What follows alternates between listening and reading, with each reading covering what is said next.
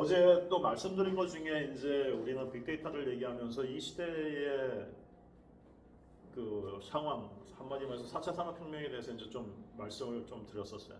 4차 산업혁명, 스마트 팩토리 디지털 트랜스포메이션이라는 걸 말씀드렸고, 빅데이터가 우리나라 같은 경우에도 2012년에 나오긴 했지만 관심은 별로 없었어요.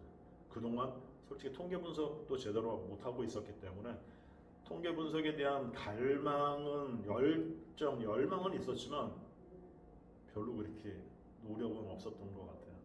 그러다가 데이터가 이제 쌓이는 게 나오고 2016년에 4차 산업혁명이라는 게 나오자 보니까 갑자기 빅데이터가 좀 확 올랐어요. 왜? 이 시대가 뭐 기반이에요? 디지털 데이터가 기반이기 때문에. 과거에는 아날로그였는데 그걸 전산화해놨고 전산화된 데이터들을 가지고 융복합으로 가치를 얻어내는 게 4차 산업혁명이라고 하다 보니까 빅데이터가 좀 올랐고, 인공지능은 빅데이터를 기본으로 따라갔었죠. 왜냐하면 인공지능 그 자체가 학습을 가지고 시작을 맨 처음에 했었으니까, 딥러닝부터는 그런 거였는데, 솔직히 4차 산업혁명을 보면 지금 이제 뭐 어제는 저희가 이제 두 분의 슈밥 선생님과 그다음에 제레미 리프킨 교수의 그 두 분의 의견을 봤는데, 누군 4차 산업혁명이다 아니다 뭐 이런 얘기까지 나올 정도고, 아직까지는 뭔가 좀 뭔가 화끈하게 이렇게 명확하게 우리한테 4차 산업혁명이구나라고 할 수 있는 게 솔직히 보이지는 않아요. 단지 2005년부터 2010년까지 독일에 대한 말씀을 어제 드린 게, 독일이 고민을 한 거예요. 어떤 고민? 우리가 살아남기 위해서 독일의 이제 중소기업은 히든 챔피언이라고 그랬고, 중견기업 이상이 대량 생산을 하다 보니까 대량 생산을 하는 독일의 중견기업 이상 대기업들이 중국한테 매번 깨진다는 거죠. 뭐 원가 경쟁력에서. 왜? 자기네들은 분명히 뭐를 했어요? 기술로 모든 걸 다 할 수 있다고 생각해서 기술이 최고였으니까. 그런데 그 기술로는 원가를 어떻게 꺾을 수가 없었다는 거죠.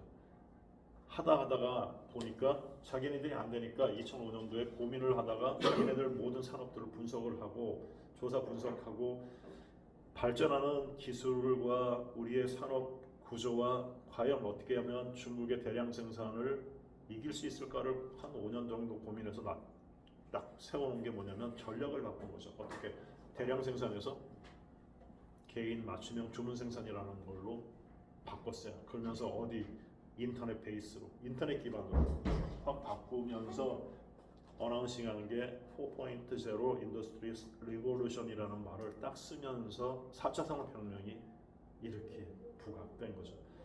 정말 시대적으로 4차 산업혁명이 이었는지 아닌지는 솔직히 모르고, 독일의 4차 산업혁명이었는지 모르지만 그거를 2016년에 슈밥 의장이 다보스 포럼에서 말하면서 완전히 세계가 전체가 4차 산업혁명으로 지금 넘어간 그런 분위기였어요.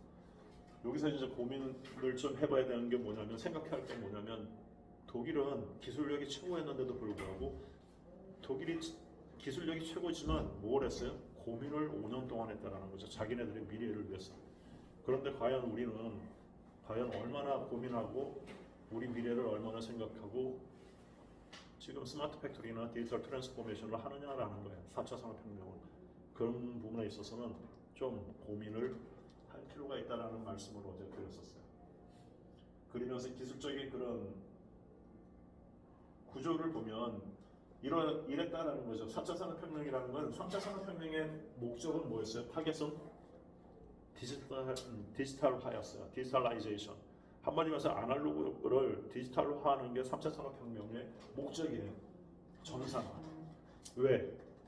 디지털화하면 좋아지는 게 뭐 있어요? 우리 공장에서, 플랜트에서 추적하고 분석하고 모사할 수 있다는 거죠. 분석하고 추적하고 분석하는 거는 과거와 현재에 포커스한 거고, 모사는 뭐예요? 시뮬레이션은 미래에 포커스한 거거든요. 예측이니까. 그래서 데이터가 디지털화되면 우리가 추적해서 분석하고 앞으로 어떻게 해야 될 것까지도 우리가 예측할 수 있는 그 전체 과정을 할 수 있기 때문에 3차 산업혁명에서는 디지털라이제이션이라는 거를 추진해서 전산화를 정말 많이 했다라는 거죠. 근데 문제는 전산화만 했던 게 문제인 것 같아요. 그걸 가지고 새로운 가치를 뽑아내려고 노력한 거는 그 당시에는 없었고, 지금에 와서 수직 수평적인 어떤 그런 전산화되어 있는 데이터들을 써서 네트워킹을 통해 새로운 가치를 뽑아내는 게 4차 산업혁명이었는데 기반이 디지털라이제이션이었다는 게 좀 찝찝한 거죠. 4차 산업혁명. 그동안 1, 2, 3차까지는 산업혁명이 어떤 거냐면 새로운 기술이 나와서 산업을 발전시켰어요. 전기기관이 나와가지고 어떻게 됐어요? 손으로 하던 모든 노동력을 기계가 하기 시작한 거거든요. 생산성이 엄청나게 발전한 거죠. 그 다음에 기계가 나왔던 전기가 나오면서 어떻게 했어요? 자동화를 시켜버린 거예요. 한마디면서 어마어마하게 큰 것들을 축소, 스마트화 시켜주기도 했어요.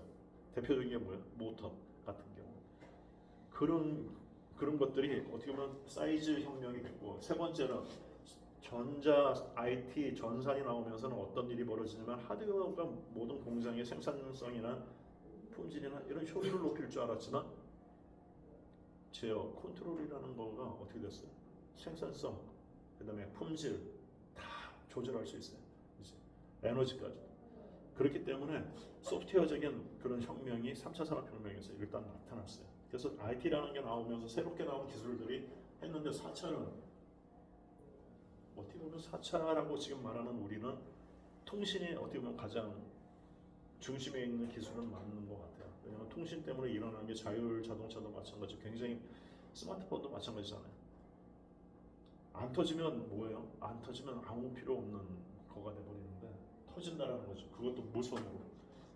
그런데 그 통신이라는 그 기술은 새로운 기술이 아니라 일단 100년이 넘은 기술이고, 그렇다고 해서 뭐 다른 기술에 들어가서 뭐 할 게 별로 없었어요. 그러다 보니까 우리는 지금 뭐 초연결, 초융합 뭐 이런 얘기를 써가지고 이상하게 조금 끌고 나가는 게 4차 산업혁명의 모습인데, 그거는 억지로 4차 산업을 만들려고 해서 그랬던 것 같아요.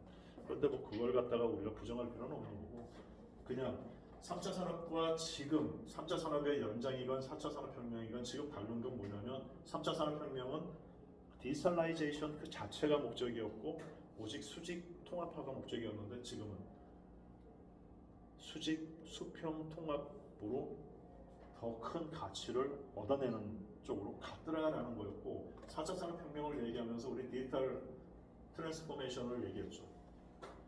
근데 디지털 트랜스포메이션은 4차 산업혁명하고는 좀 차이가 있더라. 이 콜은 아니라는 거죠.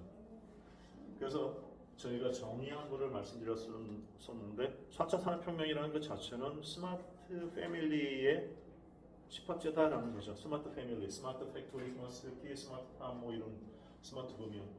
스마트라는 그 자체의 패밀리들은 4차 산업혁명은 어떤 거냐? 한마디로 말해서 기술의 변화로 가치를 얻는, 기술의 변화로 경쟁력을 높이는 쪽이다라고 말씀을 드렸었어요. 그래서 스마트 팩토리는 기술 변화로 공장의 경쟁력을 높이는 거고, 스마트 시티는 기술의 변화로 도시의 경쟁력을 높이는 것이다라는 쪽이었죠. 그런데 엔진을 만드는 그런 공장을 딱 보니까 이제 수명이 얼마 안 남았어요. 왜냐, 모든 자동차 공장에서 우리 2030년 이전에 내연기관, 지금 가스나 경유 쓰는 내연기관 다 걷어내겠다라고 선포한 지가 벌써 몇 년이 됐어요.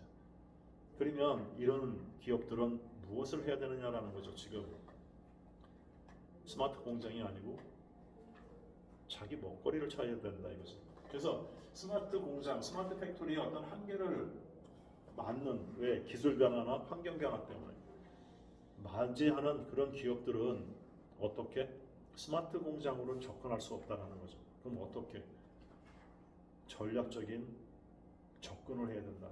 한마디로 해서 기술 변화로 해서 경쟁력을 높이는 게 아니라 전략 변화로 해서 경쟁력을 높여가야 된다는 거고, 그 전략이라는 거 안에는 뭐 경영 전략뿐만 아니라 포트폴리오, 먹거리도 마찬가지로 들어가는 그런 전반적인 전략이 변화를 속에서 경쟁력을 높이는 건데, 그러다 보니까 스마트 팩토리는 공장에 포커스된 거고, 디지털 트랜스포메이션은 공장 플러스 본사까지 기업 전체를 타겟으로 하고 있더라라는 쪽으로 어제 그 차이점을 말씀을 드렸었어요.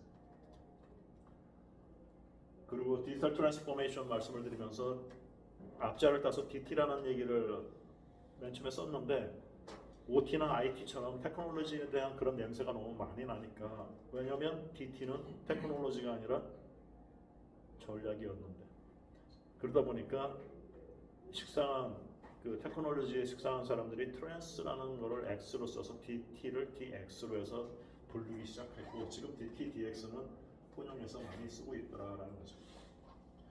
그리고 목적에 대해서 우리 봤었어요. 그러면 솔직히 말해서 빅데이터를 우리가 하고 있는데 빅데이터에 대한 목적이 무엇이냐라는 거죠. 솔직히 한마디로 해서 이거죠. 가치를 높이는 거, 가치를 높이는 거거든요. 왜? 공장의 가치를 높여서 제품이나 부서나 공장의 경쟁력을 높여주는 건데, 단기가 아니라 우리는 항상 중장기로 접근을 해줘야 된다는 거는 좀 전에 말씀드렸던 그런 엔진을 만드는 기업 같은 경우에 지금 6년 아니면 7년의 중장기적인 진짜 이제 생존의 그런 디지털 트랜스포메이션을 해야 되거든요. 그런 거를 보면 관련된 4차 산업 관련된 모든 그런 빅데이터도 마찬가지고 인공지능도 마찬가지고 어떤 기술로 들어오는 거, 그다음에 전략으로 들어오는 모든 거가 다 어떻게 중장기적으로 접근하는 게 맞다라는 말씀을 드렸었어요.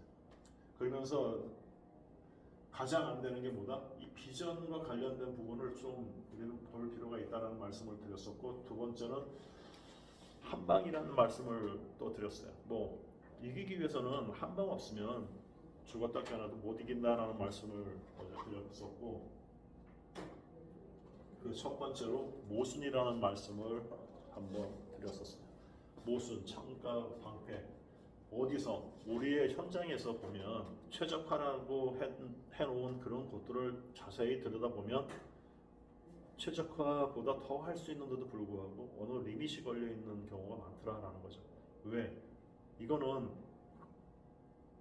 우리 공장이 프린트가 오래되다 보면 과거에 있는 분들은 기술력이라든지 지식이라든지 역량 부분에서 지금 있는 분들하고 굉장히 차이가 나기 때문에, 지금 기술력하고 굉장히 차이가 나기 때문에 그때 분들이 만들어 놓은 그 리밋이 아직까지 오는 경우가 굉장히 많을 것이다 라는 게 생각이에요. 그것들은 어떻게 지금 기술력으로 바꿀 수 바꿔야죠. 제가 2015년에 그 최적화 팀을 한번 TF를 했던 적이 있는데, 그때 우리 공정 중에 그 크래커가 있어요. 그러니까 크래커라는 건 뭐냐면 화학물을 열로 분해를 시키는 게 있었어요. 그게 EDC인데 EDC를 열 가하면 얘가 흡열을 해서 분해가 되는데 EDC와 VCM으로 나눠지면 VCM이 나오면 나중에 그걸 PVC 원료로 사용하거든요. 그런데 이 EDC와 VCM으로 나눠지는 그 크랙 비율을 보면 55에서 65까지의 그런 한 10% 정도의 그 레인지가 있어요. 크랙 레인지가. 근데 58 정도만 하는 거야. 그 이상은 안 해요. 왜? 위험하다고. 근데 위험한지 가보지도 않고 우리는 위험하다고 가지는 않는 거예요.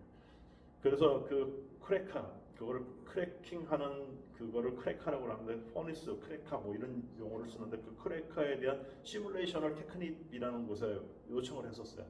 돈을 주고 요청을 했더니 데이터가 왔어요. 근데 보면 우리가 생각한 것처럼 그렇게 위험하진 않는데 이 데이터를 받고도 현장에서는 적용을 안 해. 왜? 자기들이 생각해서 한 게 아니고 남에 의해서 한 거기 때문에 그런지 모르지만, 그 정도로 우리는 뭐를 안 하냐면 그냥 고수하는 게 정말 많다 이거죠. 그런데 만약에 경쟁사가 그거를 깨고 엎어버리면, 그러면 나중에 우리만 원단의 경쟁력에서 떨어지니까 우리만 어려워진다는 얘기죠. 그래서 그 최적화해놨다는 곳을 자세히 보면 뭔가 모순거리가 있으면 그 부분을 쉽게 바꾸지는 어렵지만 도전은 해봐야죠. 한번 뭔가 트레이닝을 해봐야 될 거 아니에요. 왜? 젊을수록 오래 다녀야 되잖아요. 회사. 그러려면 어떻게든 경쟁력 높여야죠. 그 다음에 항상 일반적인 뭐 경쟁에 있어서 항상 기반의 하나의 그 트랙으로 가져가는 건 세프티, 안전 쪽은 무조건 가져가라는 거죠. 그런데 어떻게 가져가라? 이렇게 앞으로 좀 가져가면 좋겠다는 거죠. 어떻게? 굉장히 많은 이벤트가 있으면 이 이벤트들을 사람이 보고 모든 걸 다 액션을 취하려다 보면 사람은 어차피 실수의 동물이기 때문에 문제가 사고가 터지고 고장을 발생시킬 수 있으니까 그런 거를 한 솔보에서 해결자라는 그런 프로그램에서 이런 이벤트를 보고 얘네들에 대한 분류를 스스로 솔루션이 하고 정말 위험한 것들은 원인을 찾고 그 다음에 그 원인은 찾으면은 사전에 들어가 있는 원인을 가지고 작업의 흐름 속에 넣어서 이벤트가 발생하자마자 바로 액션 실행을 할 수 있는 쪽으로 그런 흐름을 만들어주면 지금 가장 우리 대한민국에서 어려운 게 인력의 구조가 지금 역삼각형에서 정삼각형으로 바뀌는 그런 부분이거든요.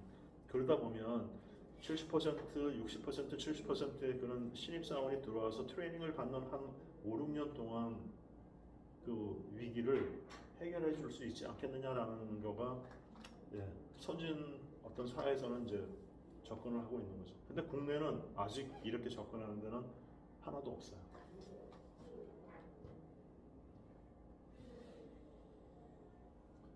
어쨌든 간에 2016년에 그 다보스 포럼에서 슈밥 의장이 4차 산업혁명 시작했다는 말 때문에 세계는 난리가 났었죠. 그래서 그 당시만 해도 한 90% 정도가 하겠다고 그랬는데 나중에 보니까 한 3, 4년 후에 보니까 한 10% 정도밖에 안 하더라라는 거였어요. 그 이유는 모르는 이유도 많지만 맥켄지가 봤을 때 성공하는 비율이 별로 없더라라는 거죠. 그게 모르는 경우도 있고 그 외에 뭐 스마트 팩토리 쪽으로 너무 이렇게 포커스했던 경우도 없지 않아 있던 것 같아요. 제조업은. 왜? 스마트 팩토리는 뭐예요? 오직 기술의 변화에 포커스가 된 거고 디지털 트랜스포메이션은 전략 변화이기 때문에 전략이라는 그 자체는 기술과 프로세스와 역량과 그 모든 환경